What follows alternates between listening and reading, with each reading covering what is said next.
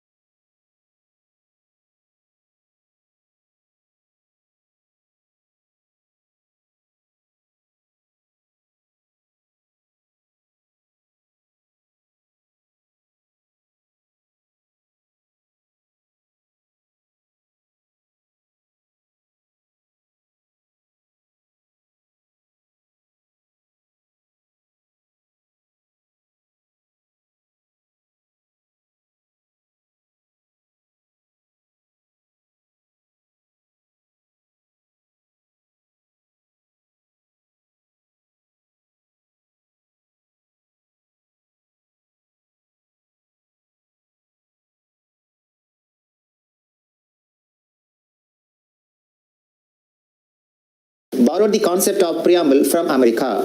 So the concept of preamble is borrowed from America Constitution.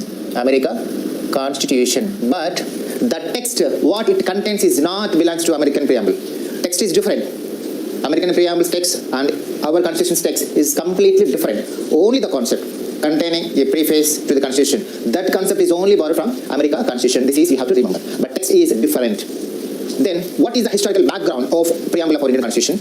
The source of preamble of our Indian Constitution is date back to 1946, December 13. You know well, the Constituent Assembly was met at its first meeting on December 9th, 1946 to elect the ad hoc president.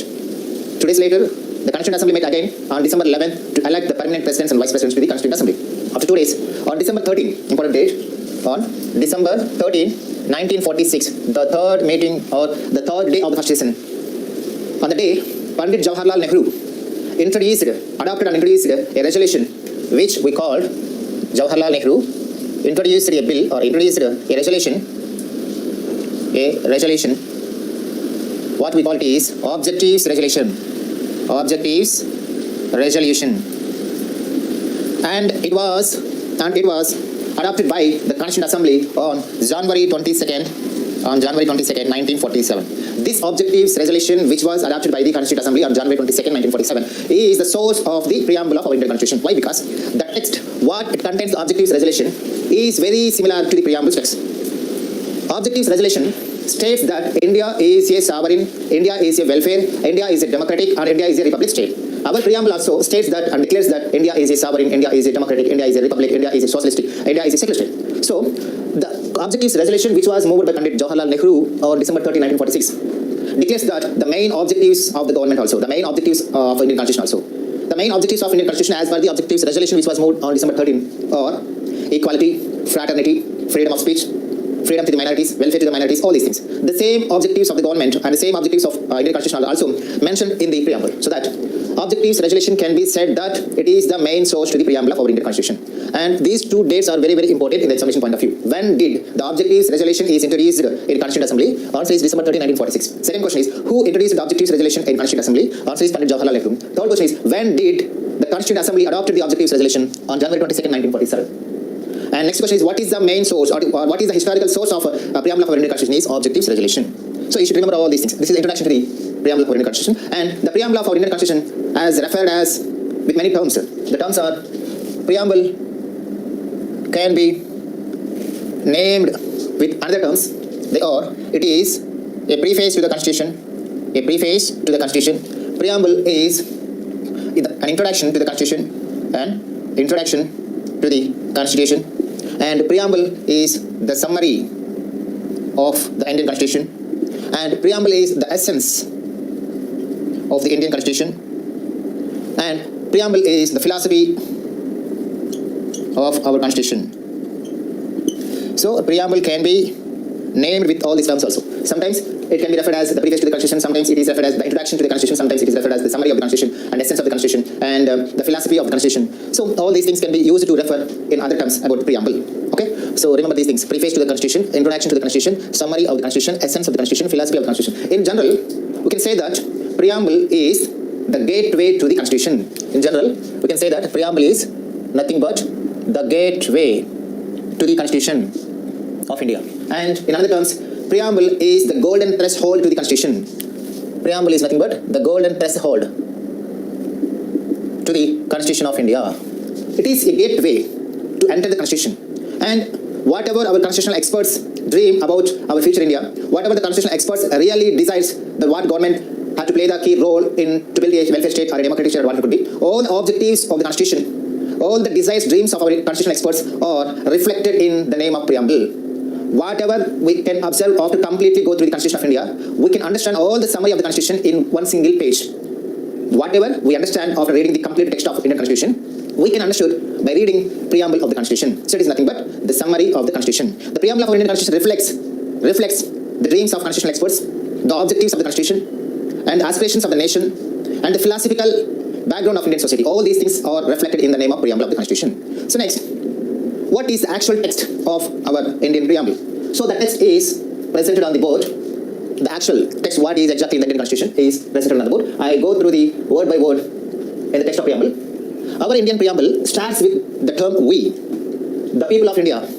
We, the people of India, having solemnly resolved to constitute India into a the black letters, the black words which I underlined and which I made them bold are very, very important in the examination point of view. You should focus on them. We, the people of India, having solemnly resolved to constitute India into a sovereign, socialist, secular, democratic republic. The sequence, what exactly seen in the preamble text, is very, very, very, very important in the examination point of view. Many times the question is repeated. What is the structure of Indian government is mentioned in the preamble? That is the question. So the answer could be in the same sequence of order. No terms are reversed, no terms are shuffled. So this sequence of these words is very, very important. We cannot change the order of the words. Sovereign, socialist, secular, democratic, republic, and to secure to all citizens justice, social, economic, and political. As per Indian preamble, which type of justice is promised to the Indian citizens? Social justice, economic justice, and political justice. Liberty of thought, expression, belief, faith, and worship. Equality of status and of opportunity and to promote among them all. Fraternity assuring the dignity of the individual and the unity and integrity of the nation. In our Constituent Assembly, this 26th of November 1949, do hereby adopt, enact, and give to ourselves this Constitution. Once again, I go through this text. We, the people of India, having solemnly resolved to constitute India into a sovereign, socialist, secular, democratic republic, and to secure to all citizens justice, social, economic, and political, liberty of thought, expression, belief, faith, and worship, equality of status and of opportunity, and to promote among them all, fraternity assuring the dignity of the individual and the unity and integrity of the nation.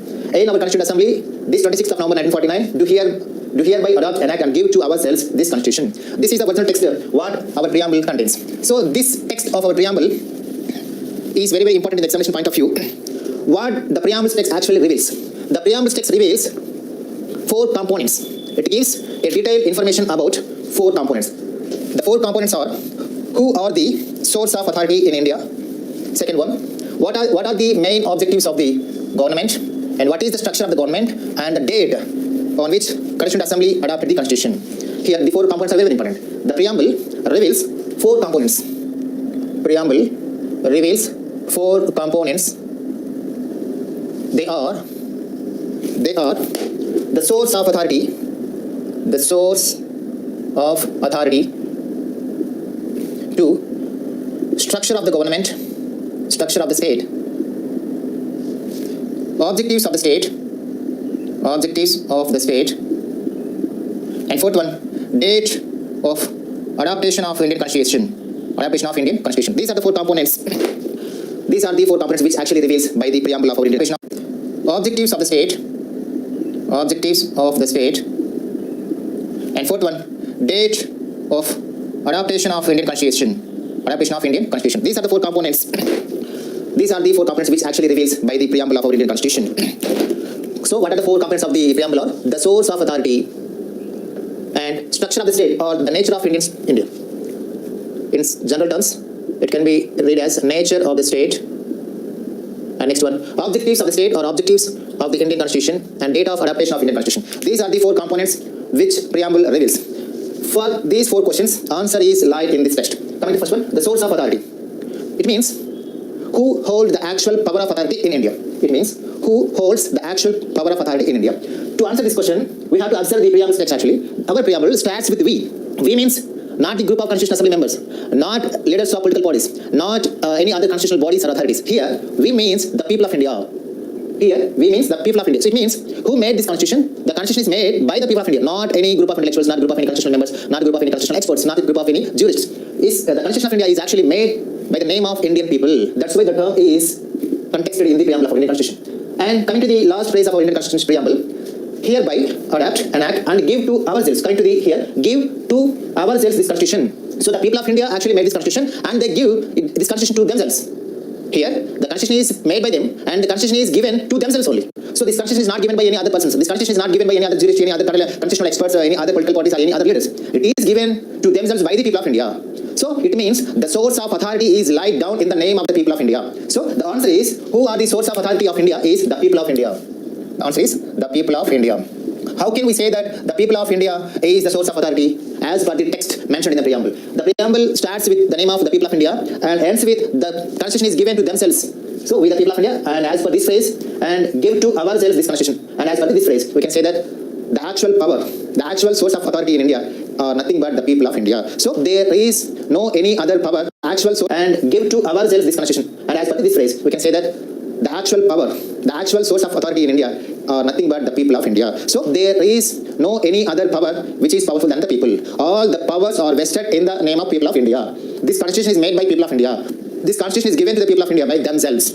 That's why the source of authority is nothing but the people of India. Coming to the second question, nature of the state. Here state means India. What is the nature of Indian government? What is the nature of India? So India is, if we ask ourselves a question, which type of state is India? Either India is a democratic, either India is a republic, either India is a secular, either India is a socialistic. Which type of country India is? Then the answer lies down in the context of preamble.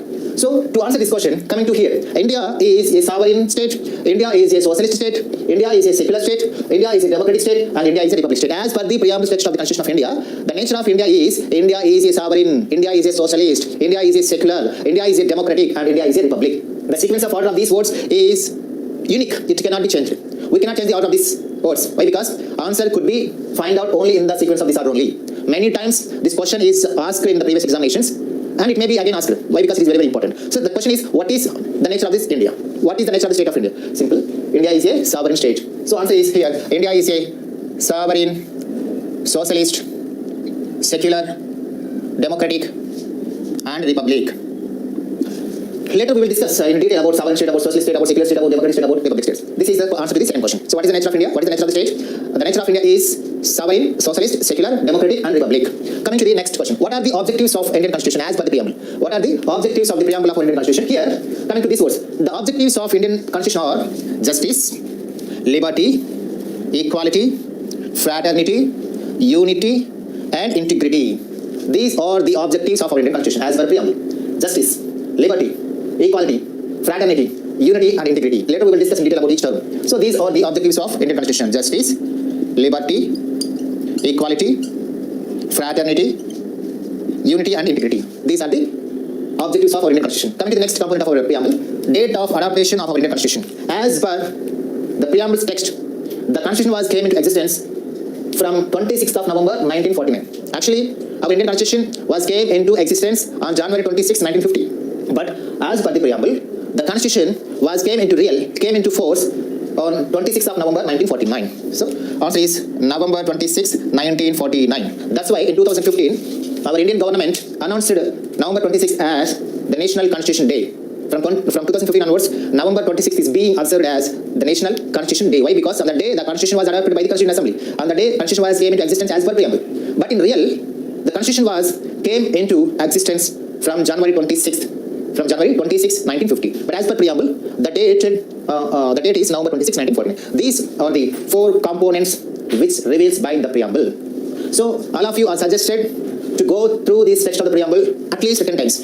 Then only you can observe the terms what they are inserted in the preamble of Constitution and order of the words and the meaning. So once again I read, we the people of India having solemnly resolved to constitute India into a sovereign, socialist, secular, democratic republic, and to secure to all citizens justice, social, economic, and political liberty of thought, expression, belief, faith, and worship, equality of status and of opportunity, and to promote among them all fraternity, assuring the dignity of the individual and the unity and integrity of the nation. In our Constitutional Assembly, this 26th of November 1949, do hereby adopt and enact and give to ourselves this Constitution. This text reveals four components.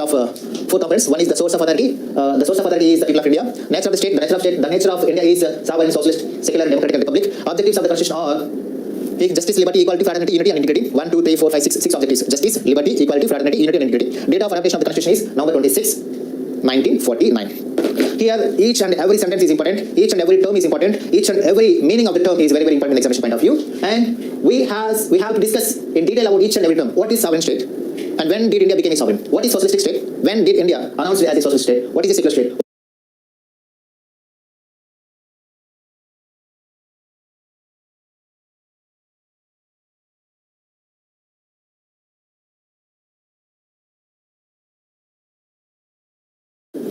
Okay, coming to discuss the each and every term of Indian preamble's text in detailed manner.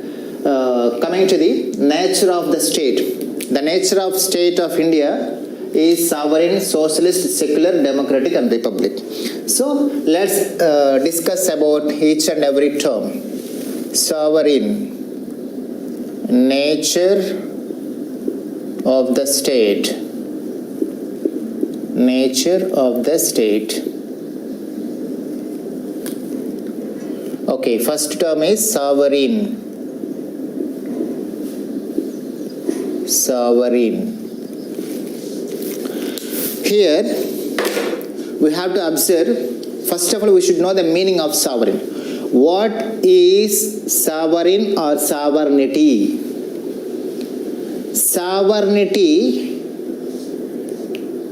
is nothing but supremacy.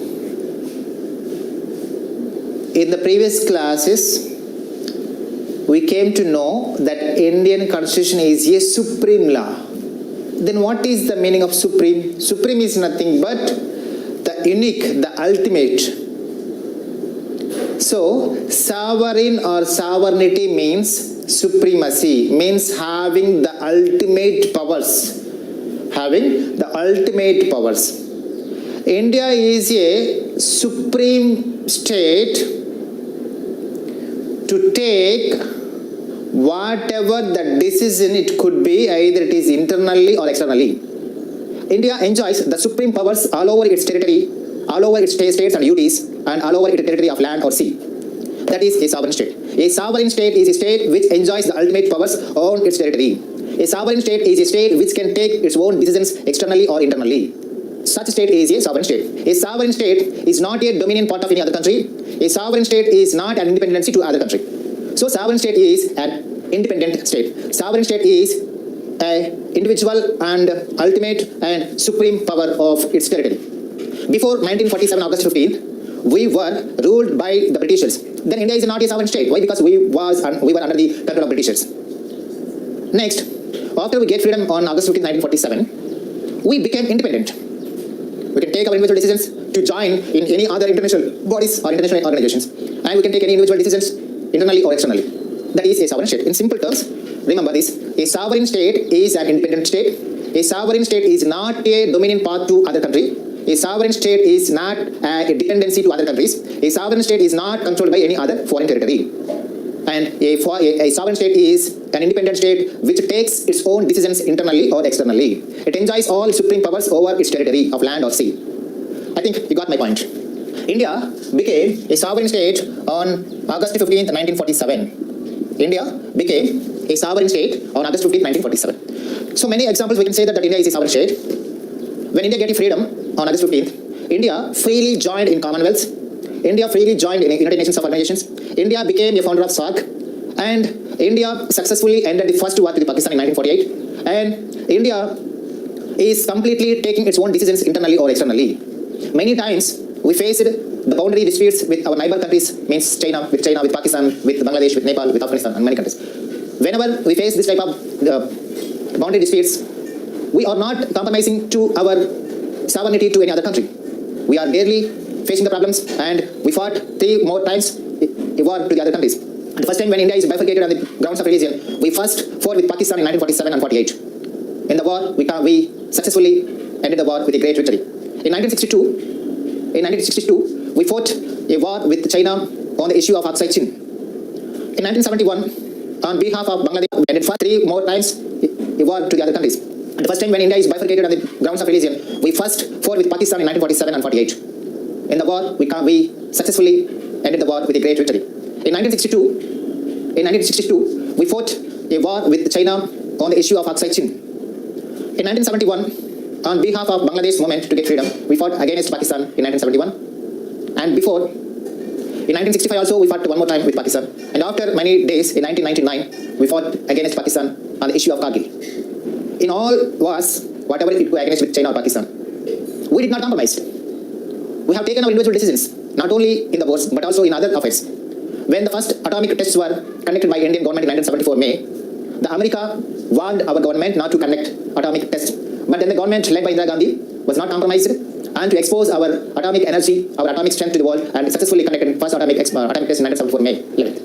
And one more time, when the government was led by Atal Bihari Vajpayee in 1998, second time our Indian government successfully tested the second atomic test at Gurugram in Rajasthan state with Operation Shakti. The first atomic tests were conducted in the name of Smiling Buddha in 1974, and the second time the tests were conducted with the secret name of Operation Shakti. 2 times we successfully completed the atomic test, and we exposed our atomic strength to the world, even though America warned us not to connect.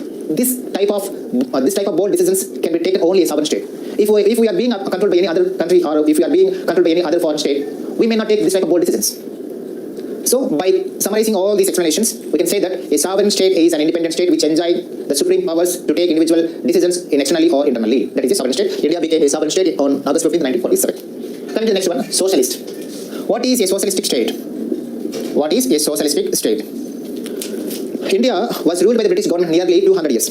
Nearly 200 years. They completely neglected our rural economy, and whatever the action was made by the Britishers is completely on the behalf of their selfish needs, not on the needs of Indians. So during the British Empire, our culture is polluted, our rural economy is collapsed, our philosophical background is completely terminated. So when we get freedom from Britishers on August 15, 1947, our economy was in a deep, dull mode and completely it was collapsing. To boost up our Indian economy, our first Prime Minister, Pandit Jawaharlal Nehru, made the first industrial policy in 1948. In the first industrial policy, our government has declared or had introduced a mixed economy to our Indian economy, to boost up our Indian economy. So in 1948 Industrial Revolution, India became a mixed economy, means having a key roles both in private and public sectors.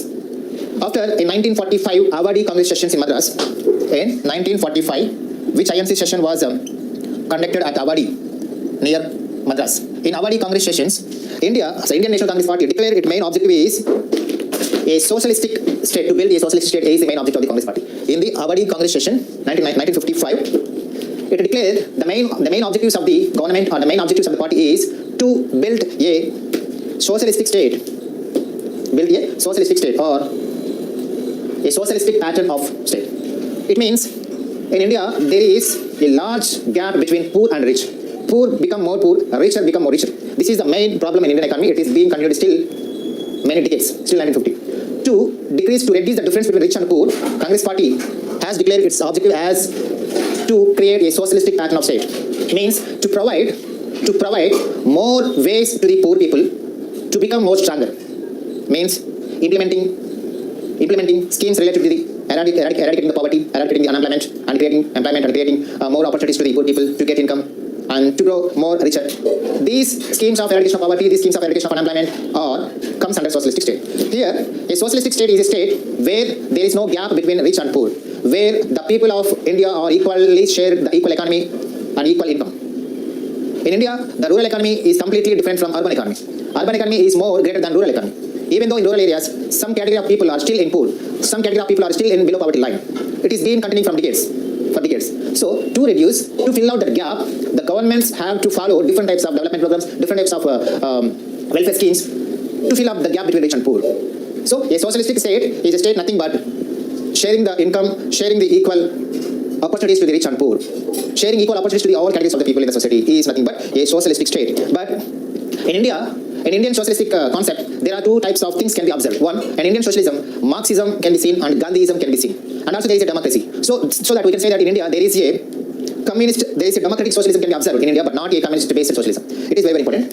In India, which type of socialism can be seen? We can see in democratic socialism only, which can be blended to Marxism and Gandhiism. But our Indian socialism is not a communist socialism, it is a democratic socialism. In communist states like China, like Mongolia, like Russia, in communist states especially, their economy is completely under the control of public sector. And the labor were given more priority to get opportunities and to get income. But in India, our economy is a mixed economy. And by the 1991 industrial policy, we adopted liberalism, privatism, and globalism. So that globalization, privatization, and liberalization were the two basic concepts which were adopted by the 1991 industrial policy. By adopting 1991 industrial policy, these three types of reforms are included in the Indian economy, so that the private sectors are given more freedom and the role of public sector is gradually decreased. Why? Because to boost Indian economy and to strengthen the unorganized sector of Indian economy, so that India still trying to become a socialist state, but now India is not a completely a socialist state, but trying to become a socialist state because there is 29% of poverty there as per 2011 census. Still 29% of the people are still in below poverty line, so that we cannot say that India is a socialist state. If there is no poverty, if there is no poor people, then only we can say that India is a socialist state. But still there is a big gap between rich and poor. Still there is a big percentage of unemployment. There is a big percentage of poverty. There is a big percentage of other problems. So that still Indian governments are implementing many welfare schemes, many development schemes, many employment generating schemes to fill up the gap between rich and poor. But in India, all the socialistic activities are being implementing on the grounds of democracy. That's why Indian socialism is a democratic socialism. Indian socialism is not a communist socialism. India's socialism is only a democracy socialism. In this democratic socialism, we can observe there is some Marxism concept, some Gandhiism concepts. Okay, this is about socialistic state. India is a socialistic state because governments are mainly focusing on welfare schemes to reduce the gap between rich and poor. Coming to the next one, secular. Secular. Secular, the word secular is added to the Indian Constitution in 1976 by 42nd Amendment Act. In original Constitution, the word secular is not mentioned in the preamble, and also the term socialistic. 3 words are added to the Indian preamble in 1976 by 42nd Amendment Act. The words are socialist, the word is added to the Indian preamble in 1976 by 42nd Amendment Act, and the word secular is also added to the Indian preamble in 1976 by 42nd Amendment Act, and integrity. These 3 terms are added to the Indian preamble in 1976 by 42nd Amendment Act. What are they? Socialist, secular, and integrity. Here is 1976 Amendment is 42nd Amendment Act. So the secular word is added to the Indian preamble in 1976 by 42nd Constitutional Amendment Act, which means a secular state is a state which treats all the religions equally, which has no official religion, and where the religion not plays a vital role in the formation of government. This is the meaning of secular state. A secular state is a state which do not have an official religion, which treats all the religions equally, where the religion not plays a key role in the formation of government. In India, religion is not playing any role in the formation of government. No Lok Sabha seats, no assembly seats are not reserved for the any community. But seats are reserved for caste. Some seats are reserved for SC caste, some seats are reserved for ST caste, some seats are reserved for BC. Caste is playing a key role in the formation of government, but religion is not playing a key role in the form of government, to form government, because internally there may be an impact of the religion, but officially no religion is given much priority, or no religion is given some reservations to form a government. In India, Hindus are the majority people, where Muslims, Christians and other religions are in minority. But no religion in India is declared as the official religion of India. Even though 80% of the population belongs to Hindu is not declared as the official religion of India. Even though Christians, Muslims, Parsis, Bauds, Jains and other communities are there in India with less population. Even though they are very small in terms of population, they are not given the minority status. So there is no minority religion in India. There is no official religion in India. Okay, so that where there is no official religion, where religion do not play a key role in to form a government, where the government treats all the religion very equally, where the government do not give any priority to any religion, is nothing but a secular state. India is a complete secular state, because here all the religion festivals are beautifully celebrated. No official religion is there. All religions treated equally.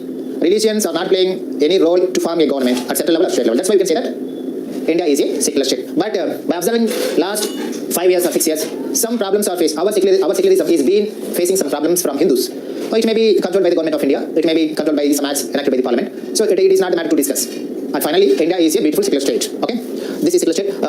The word is added to the Indian Constitution preamble in 1976 by 42nd Amendment Act. Coming to the democratic one.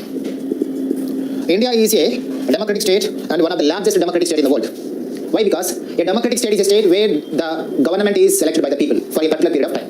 A democratic government is a government which is selected by the people of the country for a particular period of time. In India, for every 5 years, the general elections were conducted to the both Lok Sabha and assemblies. For every 5 years of period of time, the people of India who have the right to vote, who completed 18 years, enjoys the universal franchise. So the Indian citizens who completed 18 years having the right to vote, and they plays a vital role to form government at central level and state level. In Abraham Lincoln terms, a democracy is nothing but, a democratic state is nothing but, and democracy is nothing but a government which is for the people, a government which is of the people, a government which is by the people. So people who elect the government which is working for the people, for the sake of people, is nothing but a democratic state. Nowadays, all the countries are becoming democratic. So in all countries, the elections were being conducted, the presidents or the prime ministers are being elected by the people of that country. That's why democracy is nothing but a form of government which is elected by the people of the country for a particular period of time. Democracy is of 2 types: direct democracy, indirect democracy. Direct democracy means if the people of the country plays a key role in the form of government, and if people participated in the direct government actions, is known as direct democracy. Whereas indirect democracy means, indirect democracy is also known as representative democracy. In indirect democracy, people do not participate directly in the government activities, whereas their elected people, means the elected candidates are playing a key role in the government activities. If the people are participating directly in the government activities, it is direct democracy. Whereas if people are not playing, if the people are not participating directly in the government activities, that is indirect democracy. In indirect democracy, on the behalf of people of the country, the political representatives participated in the government activities. In India, there is indirect democracy. In India, there is representative democracy. Why? Because here people are not participating in the government activities. Only the political representatives are participating in the government activities.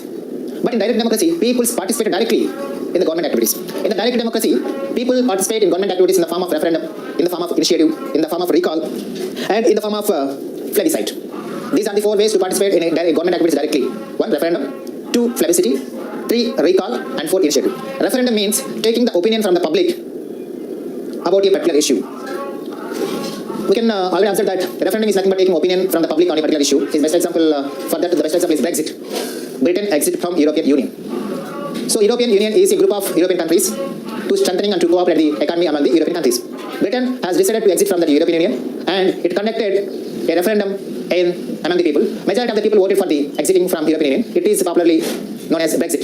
So that is referendum. Referendum means taking people's opinion on a particular issue. In European countries, generally, referendums are very common to take a particular decision or a particular opinion on a particular issue. That is the referendum. Plebiscite. Plebiscite is also a type of opinion to take from the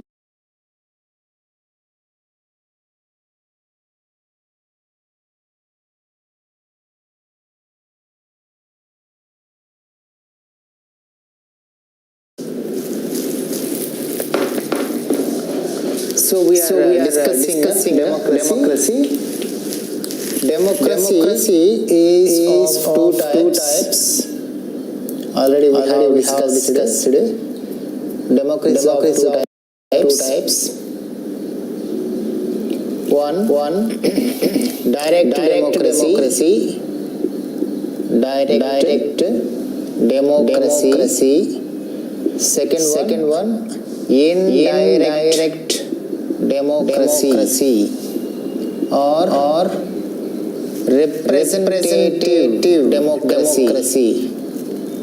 Representative democracy.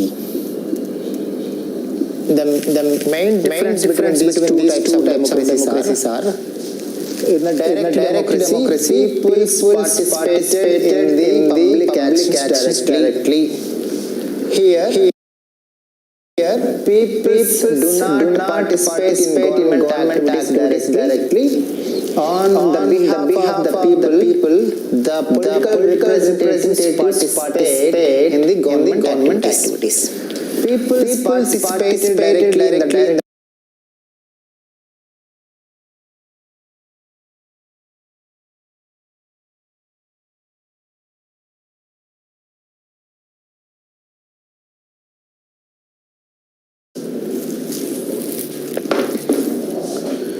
So we are discussing democracy. Democracy is of two types. Already we have discussed it. Democracy is of two types. One, direct democracy. Second one, indirect democracy or representative democracy. The main difference between these two types of democracies are, in the direct democracy, people participated in the public actions directly. Here, people do not participate in government activities directly. On the behalf of the people, the political representatives participate in the government activities. People participated directly in the direct democracy in four ways. They are referendum, plebiscite, initiative, and recall. So people participate in public activities or government activities indirectly by these four ways: referendum, plebiscite, initiative, and recall. Referendum is nothing but a public opinion taken on a particular issue. Referendum is nothing but a public opinion or a public poll conducted to take a decision on a particular issue. For example, Brexit is one of the best examples to the concept of referendum. Plebiscite is also a public opinion to take on particular geographical issues. Referendum, plebiscite, both are nothing but public opinions, but plebiscite is a public opinion to take on a particular geographical issue. For example, when we got freedom in 1947 August 15th, some princely states are not joined in Indian Union. They are Hyderabad princely state, Jammu Kashmir princely state, Junagadh princely state. In Junagadh, a public opinion was conducted either to join in Indian Union or to join in Pakistan Union or to be independent.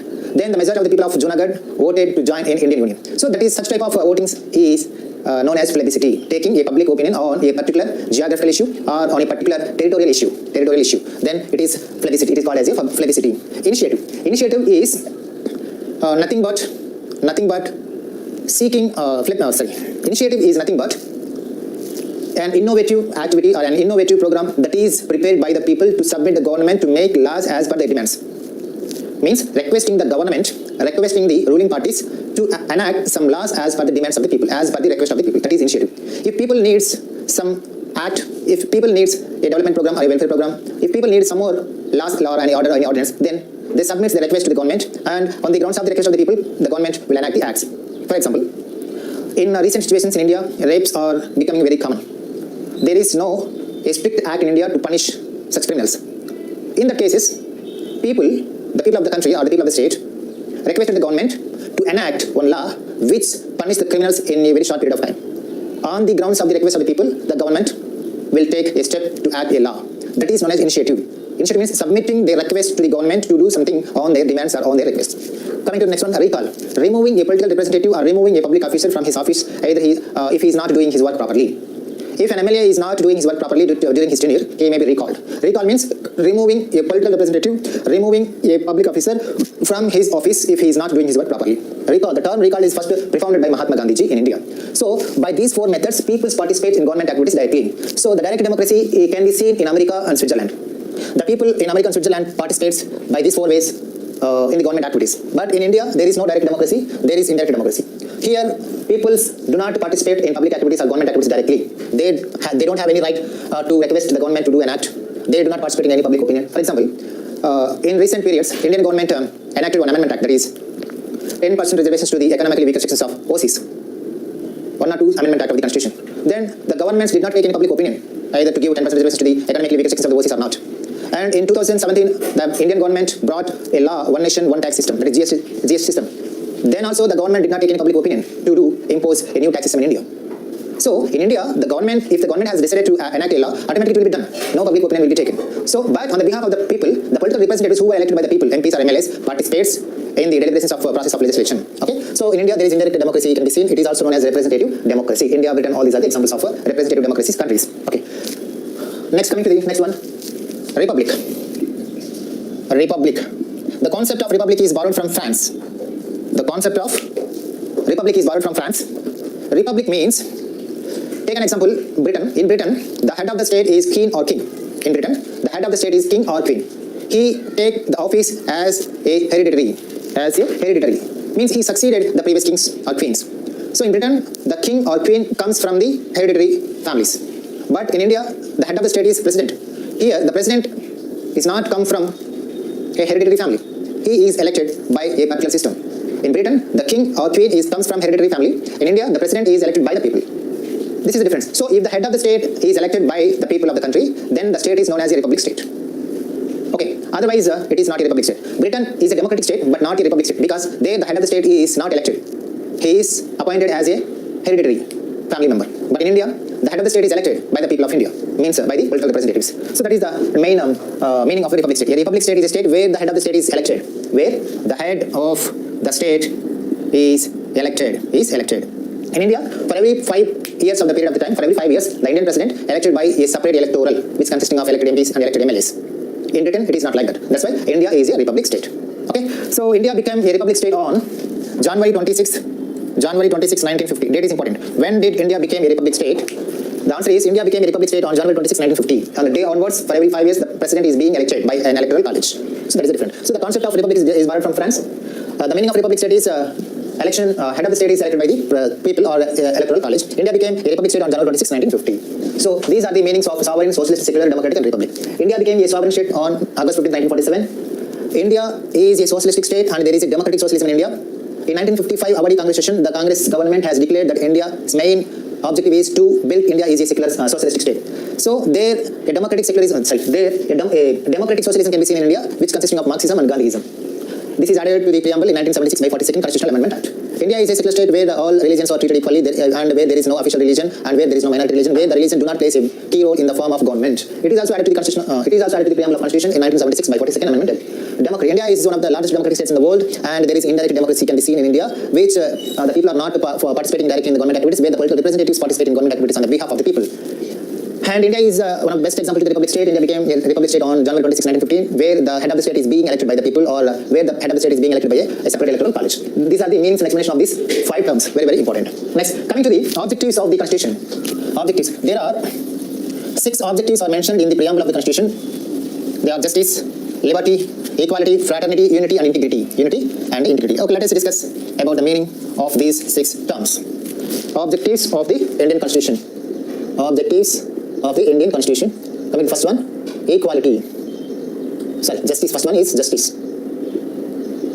Which type of justice is mentioned in the preamble context is justice of three terms are mentioned in the preamble: social justice, economic justice, and political justice. Here, justice means giving equal opportunities to the all categories of the society.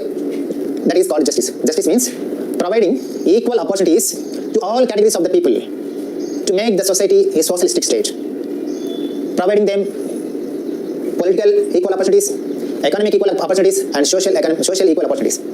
To achieve that social justice or economic justice or political justice, Indian Constitution provided 6 fundamental rights. Our Constitution is provided right to equality in all aspects, in education, in employment, in other aspects also. So, as per Indian Constitution, the governments are directed to provide social justice, economic justice, and political justice to the people. Means providing equal opportunities in these 3 areas. Social justice means, coming to this one, social justice means treating all the castes, treating all the religions in a equal manner.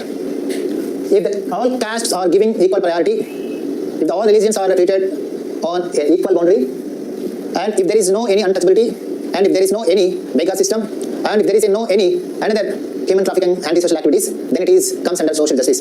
To achieve the social justice, the government of India, by the Constitution, is providing reservations to the particular communities, particular castes, especially to the SCs, to the STs, to the BCs, to the minorities, and to the economically weaker sections of OCs, to bring them up in all areas.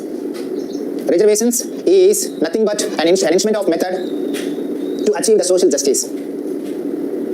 Such depressed classes are being robbed by or depressed by the upper castes for many centuries.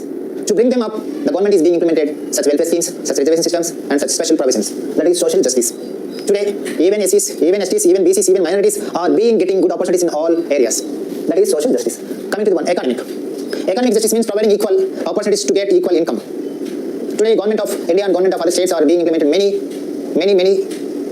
employment generating schemes to provide them such income and to bring them upwards and to make them equal and to make them equal status in the society. And coming to political justice, the government is not only providing reservations in social aspects, not only providing some special provisions to economic aspects, but also providing equal opportunities in political system also. Today, in Indian political system, SCs and STs are being reserved some seats both in parliament and state assemblies. Today, in Indian parliament, especially in Lok Sabha, 84 seats are reserved for SCs, 47 seats are reserved for STs. So, to make them very empowered, to make them to participate in the political system, the depressed classes are being given some special provisions by reserving a few seats in legislature. This is called political system. Today, Ram Nath Kovind, the President of India, belongs to a scheduled caste. So, even the prime ministers, even the chief ministers, even the presidents, even the governors, many of them are belongs to SCs and STs. It is called political justice. Okay, so in Indian Constitution, the justice is promised to the people of India, especially to the depressed classes, in social aspects, in economic aspects, in political aspects. The question may be asked in this area is, as for Indian Constitution, justice means political justice, economic justice, and social justice, and all of the above. As per the Constitution, justice means both. Justice means political, economical, and social. These 3 justice are promised by the Constitution of India. Okay, coming to the next one, liberty. Here, liberty is one of the most important objects of the Indian Constitution in liberty of thought, expression, belief, faith, and worship. In India, every citizen has given a liberty in expression, in thought, in belief, in faith, and worship. In India, every citizen is given a freedom of speech, a freedom of worshipping a god, a freedom of belief, a freedom of faith. Some people worships Hindu gods, some people worships Christian Jesus, some people worships Allah, some people worships Buddha, like that. All such type of freedoms or all such type of liberties is given by the Constitution of India. As per Indian Constitution, which type of liberty is given to the people means the liberty of thought. Every individual has own his ideas, has own his ideologies, has own his thoughts. So he can express his views, he can express his ideas, he has the right to criticize the government because it is a part of expression of belief. So liberty of thought, liberty of expression, liberty of belief, liberty of faith, liberty of worship, these are given and promised by the Constitution of India. And Indian government is also enacting more laws to promoting and to protecting this liberty. As under Article number 19(1), 6 freedoms are given to the people of India: freedom of speech, freedom of making associations, freedom of moving across India, freedom of taking any profession. All the 6 type of freedoms are given under the Article number 19(1). All these comes under liberty. Coming to the next one, equality. Equality is also an internal part of justice. Why? Because equality of status in India, both rich and poor are equal to the government, and opportunity, both rich and poor are given equal opportunities, and to promote among them all. So equality is one of the most important targets to be achieved by the government of India and government of states. So for that, Indian government is being implemented many welfare and development schemes to bring equality among Indians. Coming to the next one, fraternity. Fraternity means brotherhood. Fraternity means brotherhood. This aims at to make a feeling of all Indians are brothers or sisters. The term fraternity is referred by Dr. B.R. Ambedkar, and he stressed that to insert this word in the preamble of the Constitution. Fraternity means brotherhood. Okay, next, unity and integrity. Unity means nothing but to unite. To be one is nothing but unity. Next one is integrity. The term integrity is added to the preamble of Constitution in 1976 by 42nd Amendment Act. Integrity means nationality. Whatever the caste we are belongs to, whatever the religion that we are belongs to, whatever the region we are belongs to, whatever the language we are speak, whatever the custom tradition that we are practicing, it is not the matter. And finally, we are all Indians. India is our country. India is our motherland. It is our duty to protect our motherland from all antisocial activities from other foreign territories is known as integrity. Okay, so the word integrity is added to the preamble of Indian Constitution in 1976 by 42nd Amendment Act. Okay, these are the explanations of main terms of preamble. Okay, and 1949 November 26 is the date on which the Constitution was adopted by the Constituent Assembly. This is the explanation of main terms of Indian Constitution's preamble. And the preamble is a part of our Indian Constitution as per the Supreme Court judgments. In Keshavanandi Bharati case, Supreme Court clearly said that preamble of our Indian Constitution comes under our Constitution. It is a part of Indian Constitution. And Indian preamble, the preamble of our Indian Constitution was amended only one time so far in 1976 by 42nd Amendment Act. 3 words are added to the preamble of our Indian Constitution. They are socialist, secular, and integrity. These are also added to the preamble of our Indian Constitution. Only one time the preamble is amended so far. 3 words are added to the preamble in 1976 by 42nd Amendment Act. Many times the concept of preamble and the significance of preamble is came to news, especially in 1960 in Berubari versus Union of Indian case. The Supreme Court given a verdict that preamble is not an integral part of Indian Constitution. By reviewing its verdict in Berubari case, in Keshavananda Bharati case 1973, and S.R. Bommai case in 1994, LIC of India case in 1995, and other cases, Supreme Court reviewed its previous verdict and clearly declared that preamble is an integral part of our Indian Constitution. Okay, preamble has very importance in Indian Constitution, which reflects the ideologies of our constitutional experts. It gives the overall review of our Indian Constitution objectives, and it provides a gateway to understand the constitutional objectives and its other consequences. Preamble can be amended. It was amended only one time so far. It may be in future, may be amended, may not be, may be amended, may not be amended. So this is all about preamble of our Indian Constitution. Questions may be asked: when did it was amended? How many words are added? Which words are added? In which case the Supreme Court declared it is a part of our Indian Constitution? Such type of questions may be asked from this area, and also the historical background of this preamble and the terms of preamble may be also asked in the